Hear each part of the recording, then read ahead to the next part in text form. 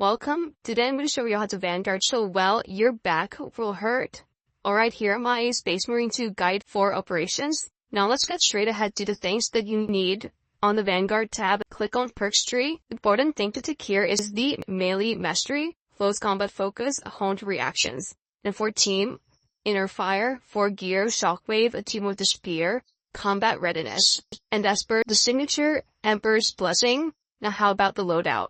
For rifle, use the Aphelion Liberation Alpha. As per the perks, standard, extra mags, master crafted mag restoration, artificer. Depends on your personal preference. For the pistol, go with Gethalwer Crusade. Perks, perpetual precision, exclusive precision, perpetual precision, and again, personal preference. And for the melee, go with the Aphelion Liberation. At its perks, just select the blue ones, alright? And once you have everything set up, go ahead and play the game and thank me later. I'll see you in the next one.